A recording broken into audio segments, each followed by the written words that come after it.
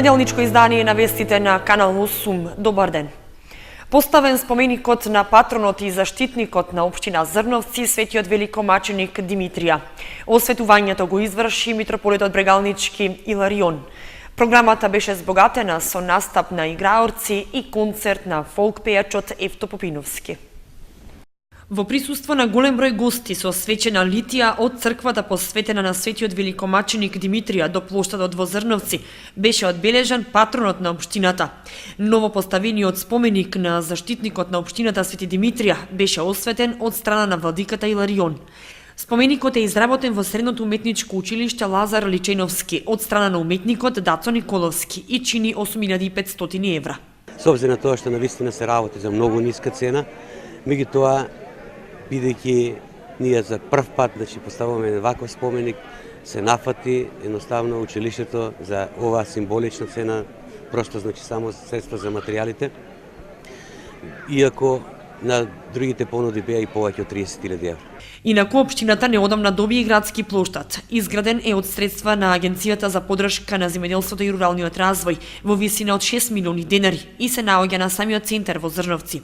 Луѓето ќе го користат за средби и организирање разни манифестации. На прославата на денот градоначалникот им додели благодарници на ученици од основното училиште Синиша Стоилов, како и на заслужни граѓани на општината во разни области, меѓу кои и спортот. Целата програма беше збогатена со настап на фолклористите од фолклориот ансамбл Љупчо Сантов од Оризари, а пред присутните концерт одржа Евто Попиновски. И покрај мерките на владата за субвенционирање за трето дете, сепак наталитетот во Кочани и Виница не е на завидно ниво. Иселувањето си го прави своето. Тоа најдобро го обележат сестрите од патронажната служба од здравствените домови на двете општини, кои прегледуваат се повеќе стари лица отколку мајки родилки. Во Кочанскиот здравствен дом има 6 патронажни сестри кои функционираат на терен и ги покриваат трите општини Кочани, Зрновци, Чешиново, Облешево со околните села. Со тоа покриваат регион од околу 50.000 жители. Секоја патронажна сестра си има свој реон на покривање. Не ги опфаќаат само младите мајки родилки, туку и повозрастните, стари и изнемоштени лица. Велат дека и покрај мерките на владата за субвенции за трето дете, сепак иселувањето си го направи своето. Придонесе посебно во селата да останат само стари лица. Младите бараат работа во странство. Наталитетот моментално со акцијата ова што е пуштена од Министерството за трето дете бележи малку поголем раст, но не е тоа што се очекува.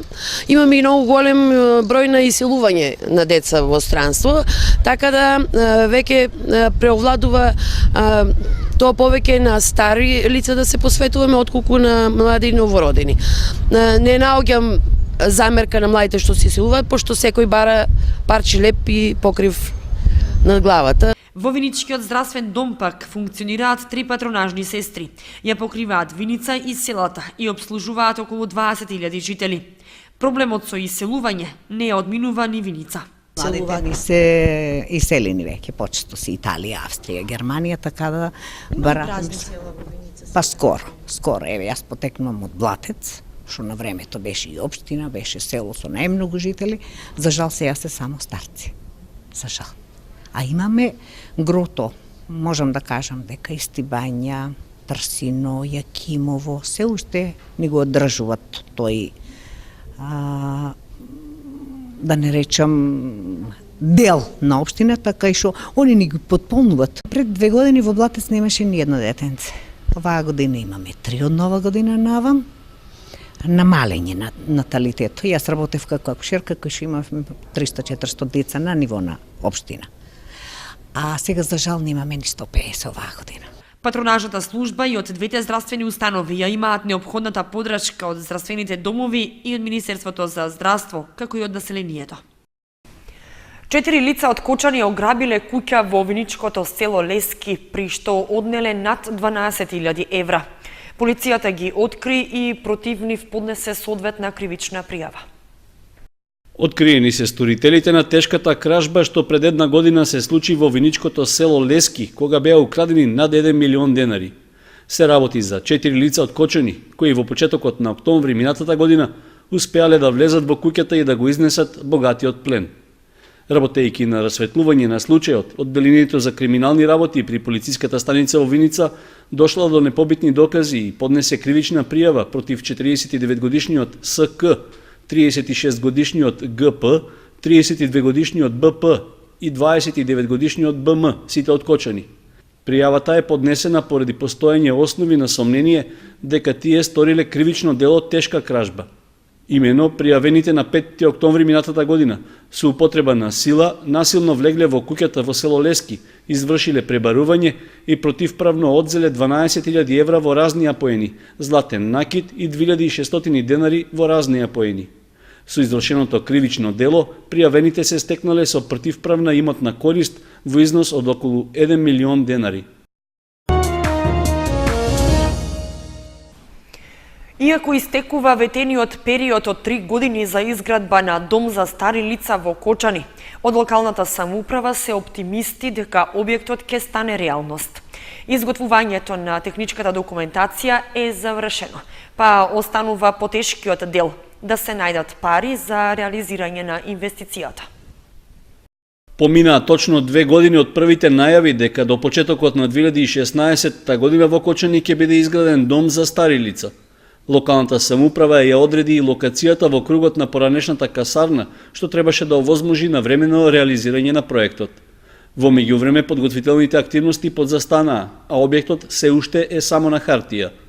Во ноември 2012 беше речено дека Сдруженијето на кочанските пензионери и општината се најнапред во активностите за изградба на дом за сместување стари лица, што треба да добие регионални карактеристики. Беше изработена и техничката документација, за што се обезбедија 25.000 евра од Центарот за развој на Источниот плански регион, со кои требаше да се изработи главниот проект, како и да се направат потребните геомеханички и асеизмички испитувања на теренот. Од тогаш наваму нема видливи поместувања во активностите, што го признаваат и од локалната самоуправа. Можам да ви кажам дека проектот напредува поспоровозно, меѓутоа комплетната документација е изработена и ќе ни биде предадена можеби во текот на ова или наредната недела. И одиме понатаму, има интересенти и јас сум оптимист дека ќе го направиме тој меѓуопштински старечки дом. Значи не е само за општината Кочани, него и за соседните општини. Регионален, значи имаме поддршка од сите и очекувам дека ќе направиме една добра работа за луѓето од кои што се пензионираат. Во планирањата е вкалкулирана и сумата што би била потребна да се реализира проектот, односно старечкиот дом за околу 140 лица да биде ставен во функција. Вкупната површина на градежната парцела за објектот и парковското уредување е близу 4000 метри квадратни. Површината на градба на објектот е 1140 метри квадратни и ќе има приземје со ресторантски дел и 3 ката за сместување.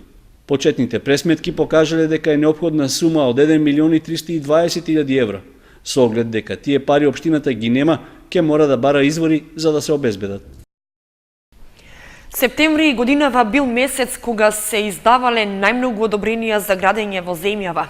Во микрорегионот, единствено во Кочани, се издадени голем број на дозволи.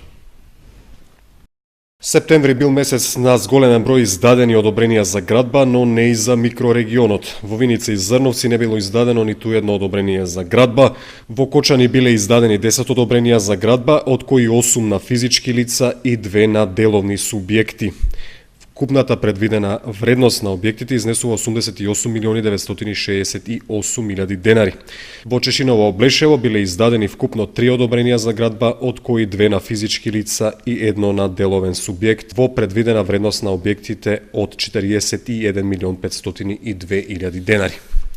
Според податоците на Државниот завод за статистика, во септември годинава се издадени 264 одобренија за градење, што е за 118,2% повеќе во однос на истиот месец од претходната година. Според издадените одобренија, предвидената вредност на објектите изнесува 3.039.191.000 денари, што е за 22,1% помалку во однос на истиот месец од претходната година.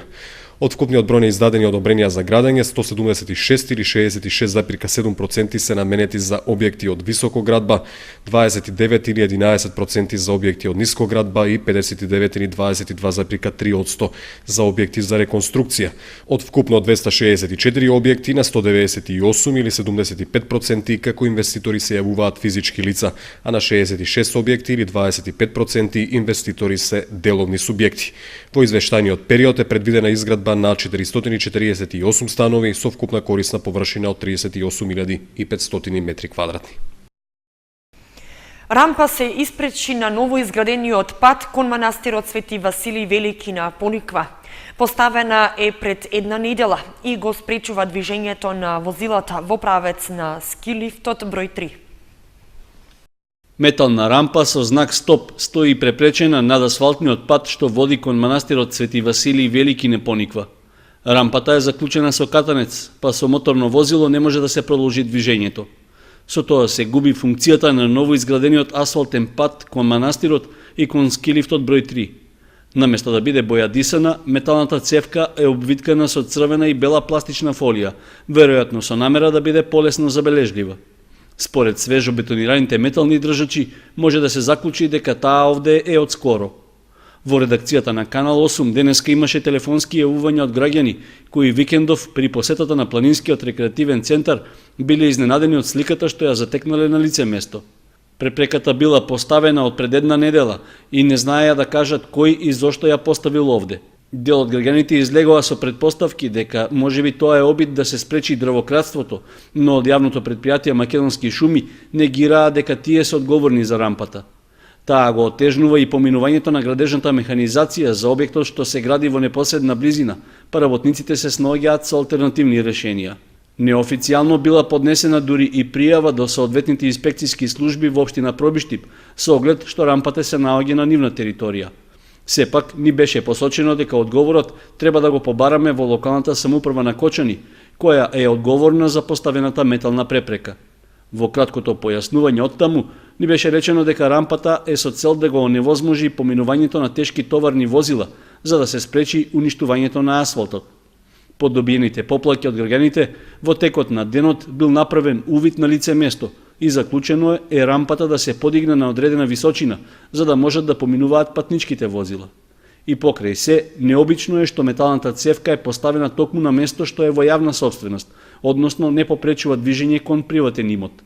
Со тоа во прашање доаѓа законската оправданост на ваквата постапка.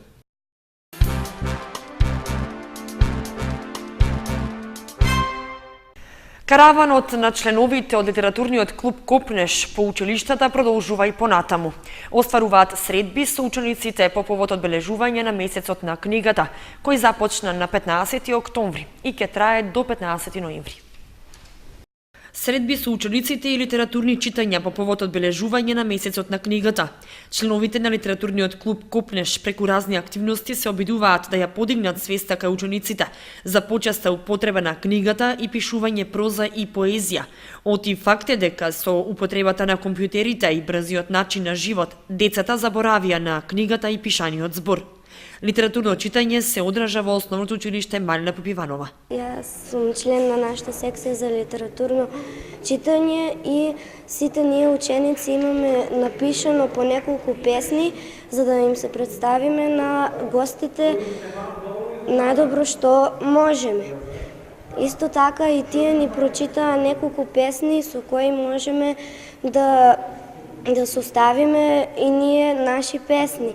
Кај нас членуваат многу членови, од кои над 100 членови имаме, од кои почесто доаѓаат ученици, а имаме и повозрасни членови кои почесто сме ние таму за да ги упатуваме помладите во нашата работа. Литературниот караван досега помина во гимназијата Љупчо Сантов и во основното училиште Раде Кратовче. До крајот на ноември членовите ќе ги посетат и останатите кочански основни и средни училишта.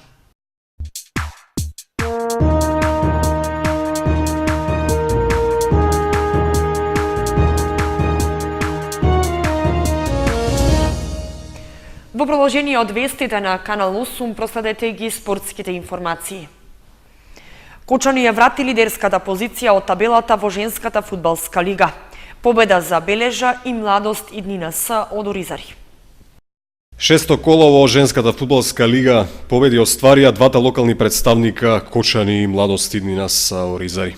Комплетни резултати од колото: Кочани победа Куманово 19:1, Речица Младост Иднина са Оризари 1:2, Тиверија и Статов Конзули 1:3, Топгол Борец 2:1, додека надпреверот Ас Юнайтед Драгон 2014 беше одложен за понеделник. Кочани ја декласираше победа Куманово, а стрелци на головите беа Салихи со 6, Скерлевска и Милевска со 4, Кокаловска постигна 2, а поеднаш во листата на стрелците се запиша Митревска, Наумов и Јаджулеска. Единствениот гол за победа го постигна Стојчевска во 29-та минута. Со убедливата победа на Никола Мантов, Кочани се искачи на првата позиција од табелата пред Драгон 2014 и Конзули сите со по 15 бодови. Тиверија и Статов е четврто пласирана со 10, следуваат Борец и Младост Иднина са на шестата позиција со 6 бода, колку што има и Ас Юнайтед на седмата. Речица е 8 пласирана, Топгол 9 и победа Куманово на последното место без бодови. Прав викенд без машки фудбал откако заврши есенската полусезона во третата фудбалска лига Исток. Но затоа беа одиграни надпревари од четвртото коло во втората македонска футсал лига. Резултати: Богородица Цико 3:7, Рудник Саса Бели 10:4, Гемиджи Шкупи 2:7, Овче Поле Шкендија 3:5, а слободна ова коло беше екипата на Кратово. На табелата води Шкупи со 9 бода, колку што имаат и Цико и Шкендија на втората, односно третата позиција. Следуваат Кратово, Рудник Саса и Бели со по 6 бода. Овче Поле и Гемиджи имаат по 3, последна е Богородица без бодови. Баскет Дино високо поразен во првиот надпревар пред своја публика во рамки на втората кошаркарска лига. Пауза во втората пинг-понг лига. Трето коло во втората македонска кошаркарска лига и нов дебакал на Баскет Дино во првиот надпревар на домашен терен. Комплетни резултати: Михајловски Вардара Паве 82:67, Радовиш Те Баскет 71:84, Борец Баскет Пелистер 77:64, Шкупи Тетекс ТТК 90:78 и Баскет Дино од Страндрим 70:101. Лошата игра во одбрана, слабиот процент на реализација и ниската постава во однос на противникот се причините за високиот пораз на Баскет Дино според тренерот Сашко Лазаров. Дополнително и искуството на екипата на Страндрим со второлигашкиот статус, со воигрување на младите кошаркари што Лазаров ги има на располагање, очекува подобри резултати во следните кола. Табелата по 3 одиграни кола изгледа вака. На челната позиција е Те Баскет со 6 бода, 4 екипи со по 5 бода се од втората до петата позиција: Шкупи, Борец Баскет, Страндрим и Михајловски. Следуваат Пелистер, Тетекс ТТК и Радовиш со по 4, Вардара Паве е 9 со 3 бода, Бести Баскет Дино на дното од табелата со по 2 бода. Во рамки на М18 лигата, Баскет Дино пред своите гледачи забележа победа против Радовиш со резултат 72:66, додека најмладата екипа во М15 лигата беше поразена на гостински терен од Ангели со резултат 65:37. Еднонеделна пауза е во втората македонска пинг-понг лига. Мечевите од шестото коло се играат следниот викенд, а двојките се Мултитекс Крушево, Кочани Струмица, Винспин Девар Мало и Рома Шутка Скопје Рисови.